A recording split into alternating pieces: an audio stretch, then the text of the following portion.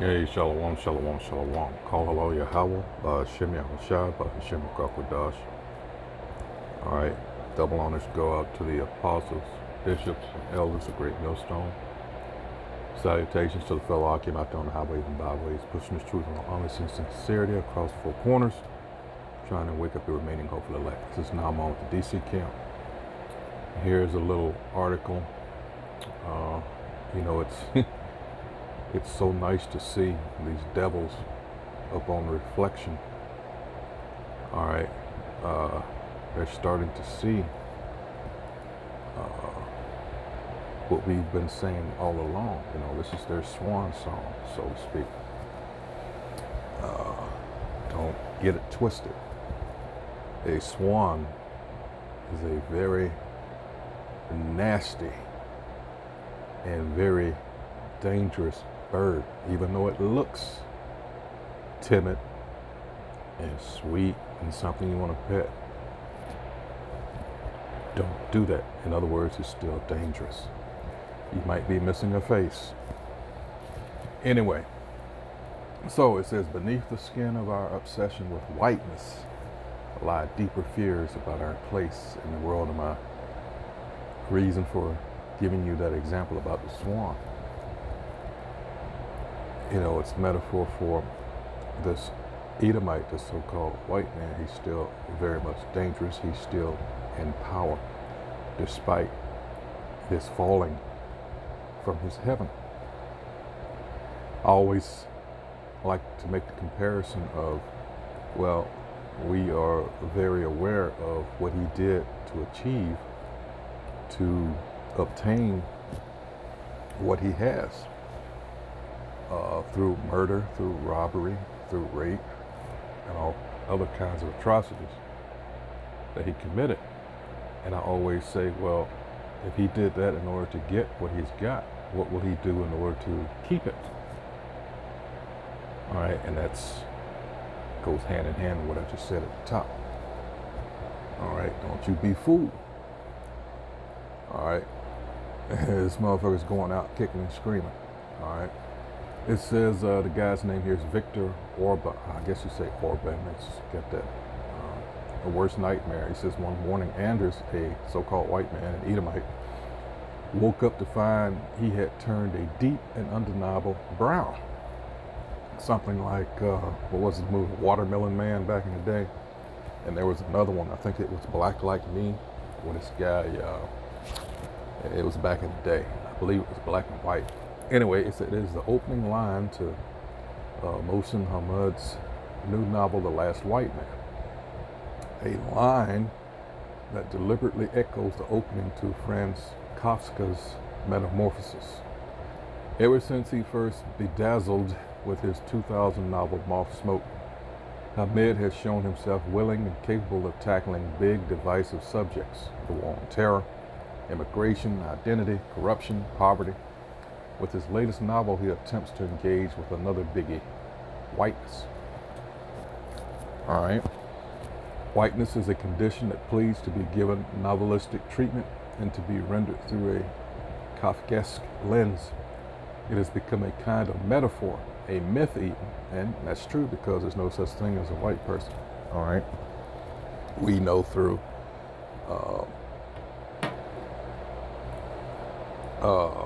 at least a couple of investigators into this that what's her name?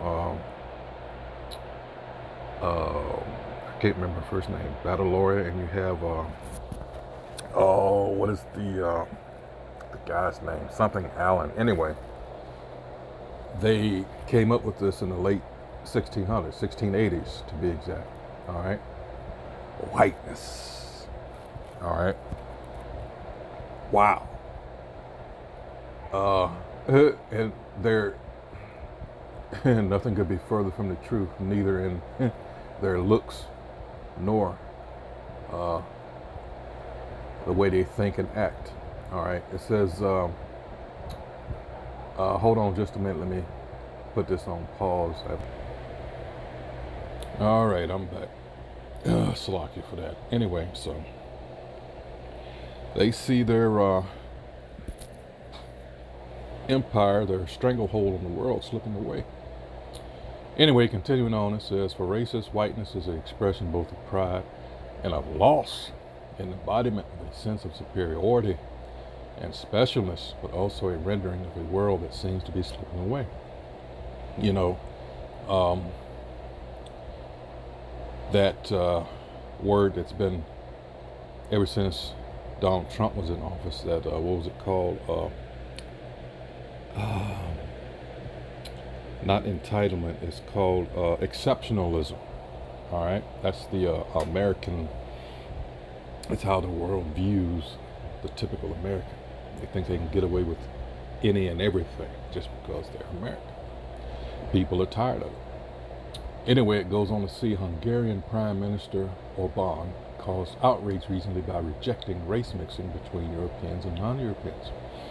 Countries in which such mixing had taken place were, he said, no longer nations. The erasure of whiteness was also the undoing of Western civilization, which was losing its power, its performance, its authority, its capacity to act. The West, in its spiritual sense, Orbán claimed, has moved to Central Europe, for only there are truly white so-called nations. The rest of Europe is post-Western, where once those who proclaimed whiteness did so from a sense of superiority, now many cling to it as to a raft in an unfamiliar ocean.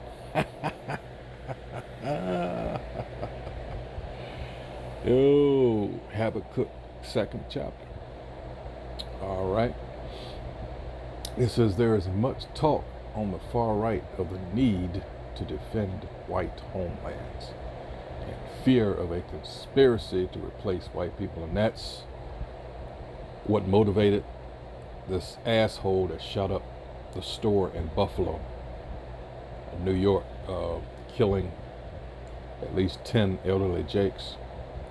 But what they haven't reported enough on is that one of those, a retired, what was he?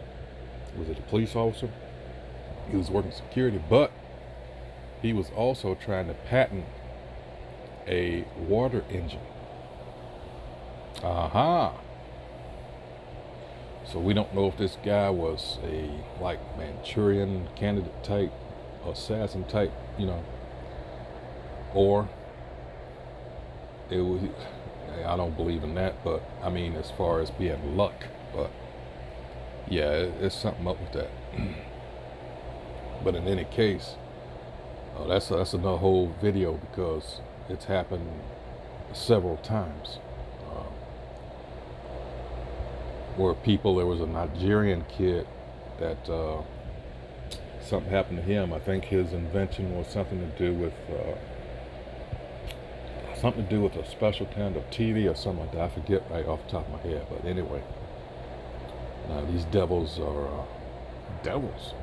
All right, like the scripture said, never trust thine enemy. All right. These themes, continuing on, it says these themes have also found a home among mainstream conservatives, many of whom worry about white people becoming minorities in European cities. Well, you've always been a minority in the world, all right, and this is where the Most High has checkmated you, all right. Not only are you dwindling as far as, you think you got all these nuclear weapons, these weapons of mass destruction, NBC, nuclear, biological, chemical. You think you're going to rule the world, but what has happened and what's been under the radar for a long time now is the fact that where you have, what is it called? I forget the terminology for it, but let's just use an example. Say, for every person that is born, you have a person that dies. All right, you're like, even Steven there. What you really want to be is like something like for every 10 people born, you have one die, things like that. But these so-called white people are at the point where It's only like one born for every, now you're in the negative, for every, say, 10 die. You know, there's only one born, so they're losing out regardless. All right. And that goes to Job, let's go Job 14 and 5 here. You know where I'm going with this. Let's go Job. Oh, Judo Jean LaBelle died. Man, that crap. Let's see. Job 14 and 5. And it tells you, seeing his days are determined. That's what's wrong with this devil now. He echoes of Revelation 12:12. He knoweth he hath but a short time, so he's trying to establish his new world order. This is Job 14 and 5. Seeing his days are determined, the number of his months are with thee. All right, this is the Most High. Thou, despite him wanting to think that he's a God in and of himself, the so-called white man, yes, he does think that. This is the Most High. No. You got an expiration date, and you're not going past it. It says, thou hast appointed his bounds that he cannot pass. So he thinks magically, unlike any other kingdom or empire that has been on this earth, he thinks he's, here goes that word again, exceptional. This is the mindset of these Edomites. Oh, we're just special. We're not gonna, we got all this technology. That's a myth. We're gonna be here forever. As another scripture says. Let's get that real quick. This will be, actually I'll go here and just go up. Hold on. There we go.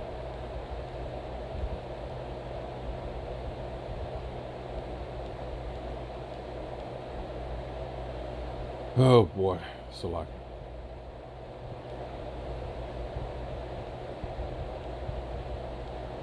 All right, this is Psalms chapter 49, verse 11, and it says, their inward thought is, these are the nation of Edom, the Edomites, that their houses shall continue forever, and their dwelling places to all generations. They call their lands after their own names. All right. See, and it says their inward, it says that their grave is their house forever. You see all these elaborate mausoleums, and you see the cemeteries where they have these obelisks, and that's a or the hopes of in the regeneration. You know, these they're obelisks, they're phallic symbols. You know, when I said regeneration, that's that Egyptian shit. All right. They call their lands after their own names. It says their dwelling place throughout all generations, though their names are celebrated over countries. And that's what they do. All right. You got other nations, you know, they got all these landmarks named after them. They got rivers, waterfalls, Victoria Falls in Africa, and, you know, stuff like that. They just think they're going to be around forever, but scriptures also say all that stuff is going to be torn down. It's not going to be a monument, all right, for these people that's going to be left. Anyway, continuing on. Let's see.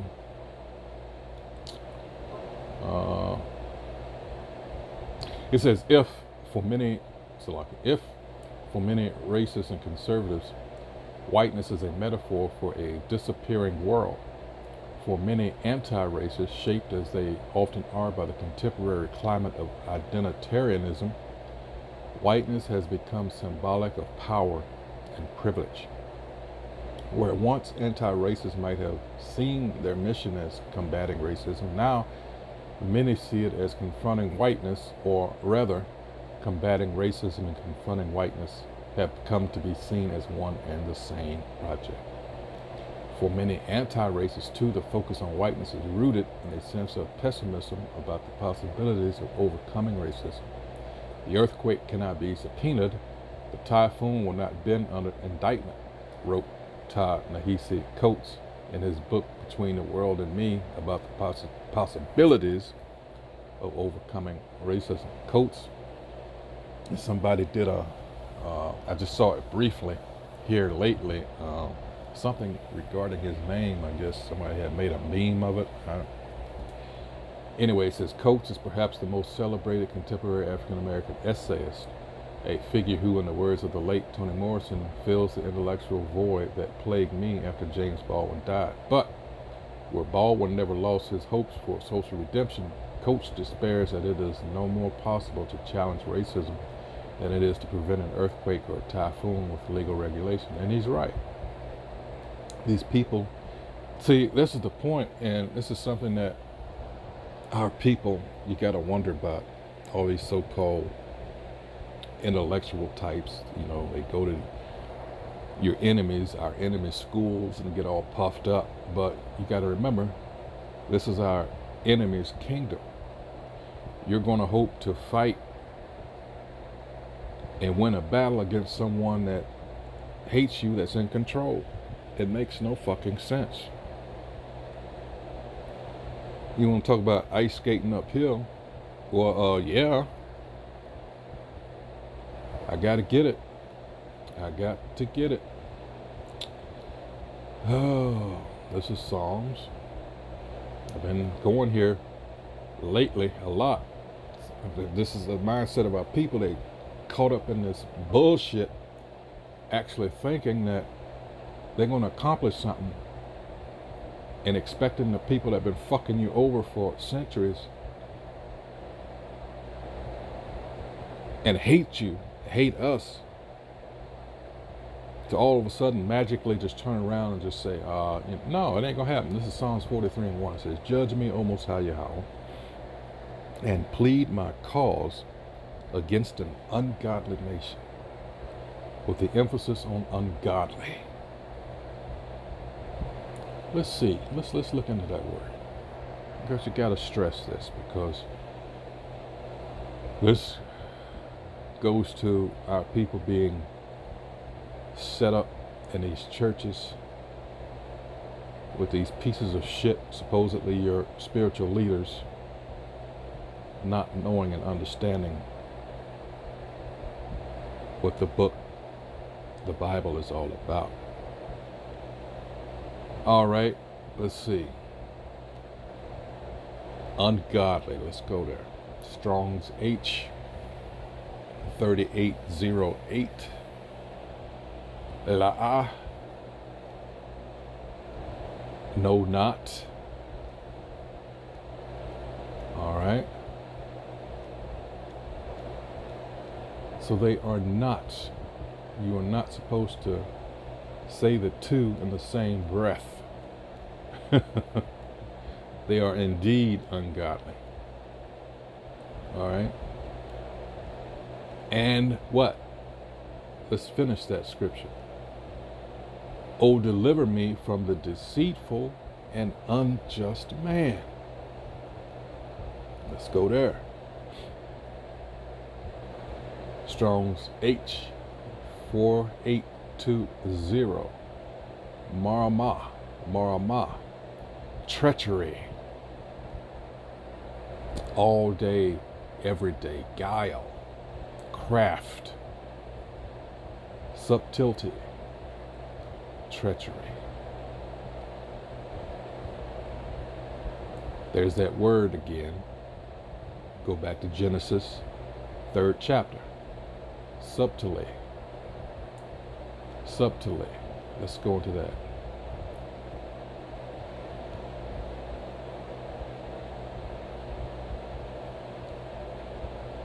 Genesis 27:35. Let's go there.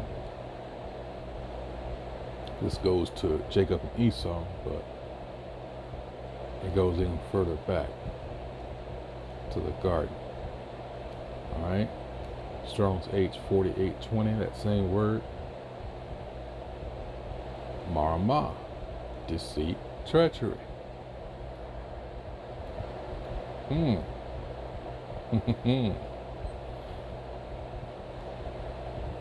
To deceive. And this is always the case. There's always a hidden agenda, ulterior motive when you deal with these so-called white people. All right. That's just the way they are. That's what they were created to be, the wicked. All right. He goes on to say the modern roots of such racial pessimism lie in the work of the legal scholar Derek Bell. Few people will have heard of him, yet few have been more important in shaping contemporary thinking about race, particularly in the U.S. He is the godfather of what has come to be called critical race theory. Racism, he wrote, is an integral, permanent, and indestructible component of this society. Black people will never gain full equality because white people simply cannot envision the personal responsibility and the potential sacrifice that true equality for blacks will require. That's just a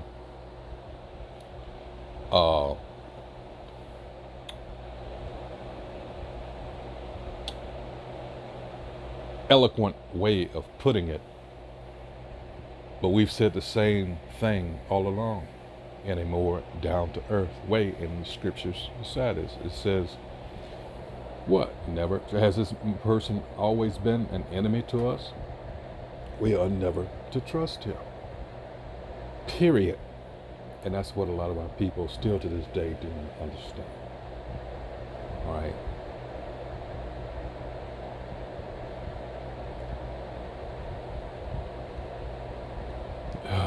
They are the wicked.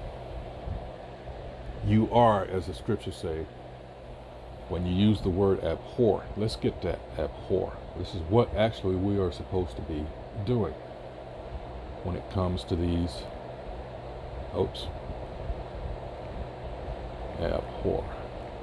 All right.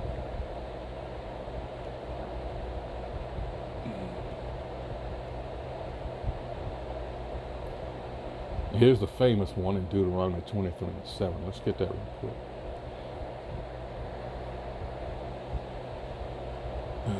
Because this is a very good example of that word. A lot of people say hate, but it does not mean hate. Hold on. This is Strong's H8581. It says thiab, thigh. It says to loathe, regard as an abomination. All right. Let's go to detest. After all he's done to us and continues to do, yeah, this motherfucker should be detested. All right. In other words, there's an old saying. It says, you serve your enemy, in our case, your enemy with a long handles ladle. You think of all the westerns that you saw when, they're getting water out of a well, and that ladle, a long handle dipper. In other words, with our case, because we have to deal with this piece of shit, all right, because of the curses, Deuteronomy 28:48, all right, we have to go to this motherfucker in all things, all right. You still don't want to be buddy with him. You deal with him, hey, keep him arm's distance, but Jake doesn't do that because Jake, had a heart. That's just who we are by and large. It's hard, and they take advantage of that. Jake is a compassionate people. Let's go to Edom Online for a better, if I can get it here, hold on. Let's see, Edom Online. Let's see, abhor. Here we go. To loathe, regard with repugnance.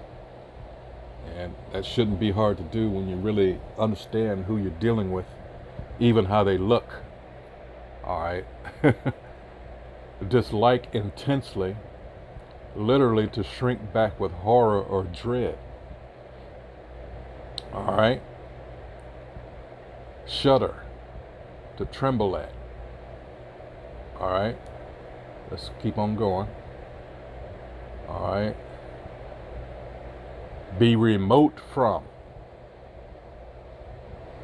differ from, vary from, be out of harmony with. But yet our people, anything these Edomites, these devils do, Jake want to get up in there and want to be a part of.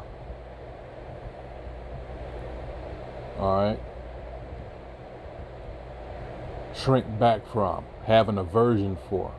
Yeah. This is your enemy. These are the people that hate you. These are the people that have conspired. All right. To what? Keep you in this lower state. There's a couple of scriptures that come to mind. Let's go to, let's see. Let's go to Psalms 83. But I'm going to go here first. Psalms, I think it's 62 or 64. Hold on, 64.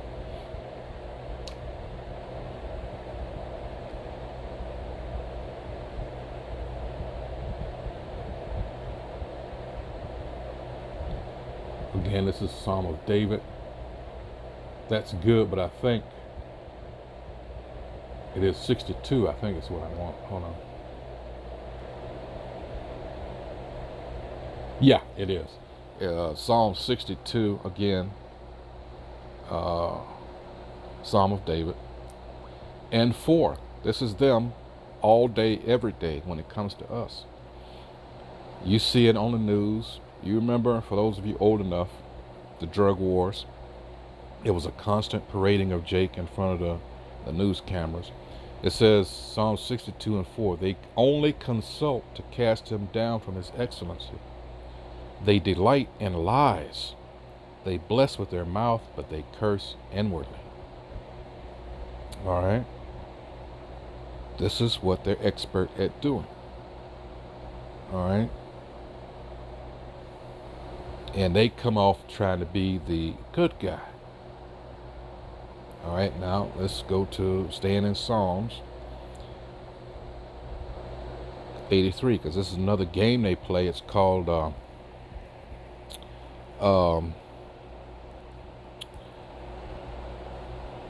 that come to me. I don't know why it just slipped my mind.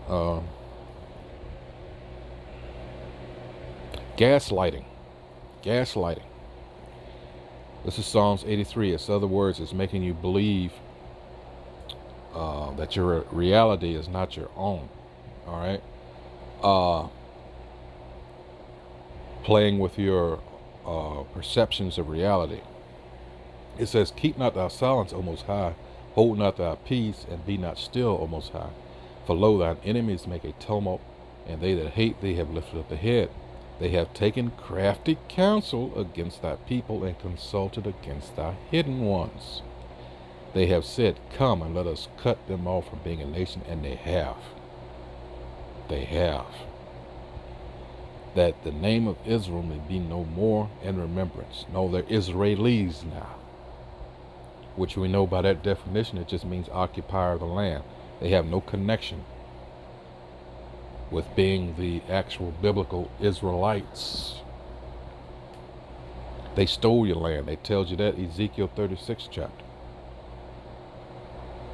And they said, aha. You know, that Balfour Declaration bullshit. And down here it says 5, for they have consulted together with one consent. These are all the other nations. They are confederate against thee. 6, and who's the first one on the list? The tabernacles of Edom, the so-called white man. Who's second? The Ishmaelites, them nasty Arabs. And who's third? Moab, who you know today as Chinese.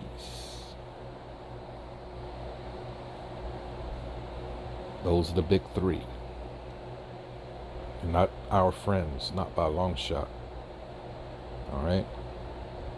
They don't want us to wake up to who we really are. It's not in their best interest. They profited immensely from our being in this lower state, not knowing who we are, but they see now what's going on. And what? Revelation 11th chapter. We're standing on our feet now, and they're getting scared. All right, so all the elites, all these different nations, of course, under the so-called white man, under Edom. So they're trying to set up this new world order. That's what's going on. So the rest of this, because it's pretty lengthy, well, I've covered the gist of it. You can read the rest of it. All right. Yeah, this is what's happening now. They're running scared. Please read Habakkuk 2nd chapter, because verse 16, shameful spewing on thy glory. All this information coming out as to what really went on, despite their lies about history, all the truth is coming out now. They're done. They are done. This is a good time for us in this day and age. We're seeing the downfall of our enemies. These curses are being transferred to him, Deuteronomy 30:7. And Sirach or Ecclesiastes 25:7. All right. This is a good time because we're seeing this motherfucker go down. Hey, so with that, till the next video, shalom.